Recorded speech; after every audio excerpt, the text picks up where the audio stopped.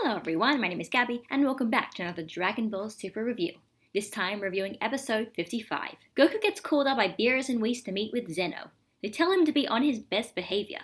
If he angers Zeno, their entire universe could be erased in an instant. Kaioshin takes them to Zeno's place, and they finally meet. It turns out Zeno wanted to meet with Goku because he wanted a playmate. Goku explains he doesn't really have time to play, but he'll bring an even better playmate with him once he does. Zeno agrees and gives him a button that'll summon him whenever needed. With the universe spared annihilation, Goku returns to Earth just as Bulma finishes the time machine. So him, Vegeta, and Trunks return to the future timeline to face off with Black yet again. And as they arrive, a group of humans sends a bunch of rockets after Goku. So, what did I like about this episode? Well, first of all, I think Zeno has been a really interesting character so far. I mean, we only really saw him like episode 41, and now we got to see him again in this episode, and even though we don't really know much about him, but the parts that I've found about him have been really interesting so far. He's kind of got like two aspects to his character at this point, from what we know. Like, first of all, he's like above everyone on like the Parthenon of the gods, and he can basically eliminate anything in an instant, even entire universes. And he kind of uses that as well. Like, he basically gets everyone to do what he wants, and he's like, if you don't do what I want, I will destroy you. And people are really scared about that, which means he's clearly done it before. But on the other hand, he does act like a child, not just because of his voice and his appearance, but he wants to play with Goku. He wants a playmate. He's bored.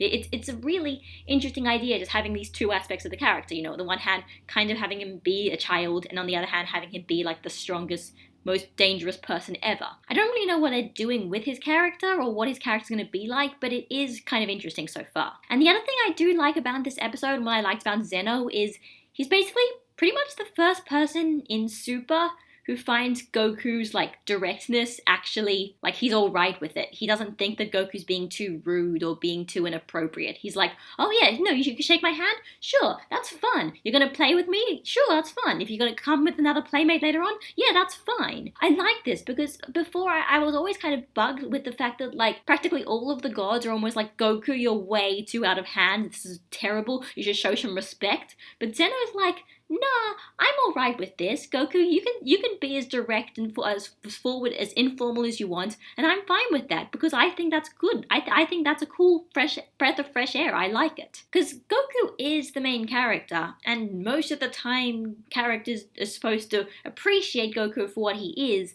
and not just constantly lambast at Goku for things that he isn't. At least that's what it was like in Dragon Ball. Also, once Zamasu and Gowasu get back to their home planet after that brief trip to the future, they have this whole conversation about, like, morality and justice and, like, what's the right thing to do and, like, whether evil should exist. And, like, why did the gods give intelligence to the humans in the first place if the humans were just going to abuse it and had this capacity for evil and it constantly keeps happening? And I was like, when I was looking at this, I'm like, this is getting surprisingly philosophical, which is something I never really thought I was ever going to say about Dragon Ball, and especially Dragon Ball Super getting philosophical about like the nature of morality. Like, not just in the Dragon Ball universe, but in general, this can apply to anything. The question of like, why do humans have free will when the humans having free will means that they have the capacity for destruction? That's the kind of thing that world religions try to answer. And Dragon Ball is trying to give an answer to world religion. You could basically make a religion now from Zamasu and Gowasu's conversation. Just make your own world religion. So it's really, really interesting. Something Dragon Ball doesn't normally do, but obviously I'm very intrigued to see if this is going to go anywhere, basically. I just want to see what this what this leads towards, like what the kind of final revelation, what the sort of message of this arc, if it's going to have a message. I wonder what it's going to be, if there's going to be one. I hope there is one, because we can't just leave all these questions hanging and then not give a suitable answer to it. As for what I didn't like about this episode, I just don't really understand what the point of it really was. This episode was really just like, oh, so Zeno wants to meet with Goku, then Zeno meets with Goku, and he says, hey, do you want to play? Goku says, no, actually I have other things I need to do, and then he's like, okay, that's cool. and then he leaves. Like, it was an interesting episode, but I don't really know how it contributed to anything that had to do with like Black and Freezer Trunks and the stuff that they're literally going to this at the end of this episode and in next episode. It really didn't feel like it contributed much. You could basically skip all that stuff with Zeno, and besides a few like lore building stuff with like the Kaioshin and like the Grand Priest, you wouldn't really miss anything. Except the one thing that did seem kind of important about this episode was that Zeno gave Goku a button that was essentially could go and like summon him whenever needed, so that like if he was ever going to like go to Earth to play, then Goku could press that button whenever he was ready, and then Zeno could show up there instantly. I'll be honest, I don't know what they're doing with this button, but if this is like a plot device, I don't think it's a very good plot device. I'm kind of worried about how they're going to use it, because if you think about it, they're essentially saying that Zeno pretty much literally gave Goku a Deus Ex Machina button. Like something that you can just kind of press whenever. It's just like, oh, hey, Goku, are you having any troubles with your life right now? Well, don't worry, just press this button and God will show up and he'll solve all of your problems for you. Because let's put it this way, if they're fighting Black and say Black is too powerful for them, there is nothing stopping Goku from just pressing that button, having Zeno show up, then having Zeno realize that Black is hurting Goku, this guy who's supposed to be his playmate, and then saying, I don't like you, Black, so I'm going to make you disappear. That could totally happen.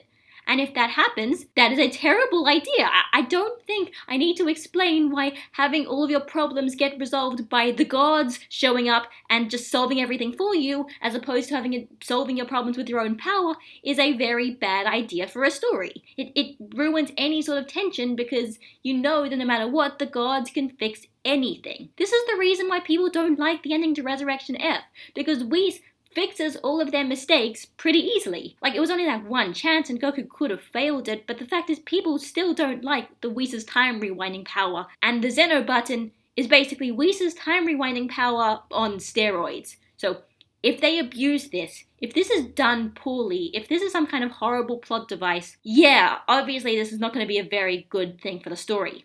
At all. So, as for next episode, they're finally in the future, and they're finally going to face up with Black again, and I've got to admit, this is the part where I'm really curious and honestly kind of almost concerned about what's going to happen in these next few episodes in this next fight with Black. Because if you really think about it, this arc so far has pretty much all just been build up. Build up to who Black is, build up to what the threat is, and build up to why these specific characters, Goku, Vegeta, and Trunks, are fighting Black in the first place. And I don't think it's necessarily that hard to come up with good build-up. You just take the obvious thing that's supposed to happen, and you extend it out and make it not actually happen for more episodes than you'd expect. But good payoff is harder to do. I mean, Dragon Ball Z, I think, like Dragon Ball and Dragon Ball Z have had pretty good payoffs for their big build-ups. Like, I think the fight with Frieza is probably one of the best, but Dragon Ball Super has had some issues with doing good payoffs. Resurrection F. Need I say more? Resurrection F.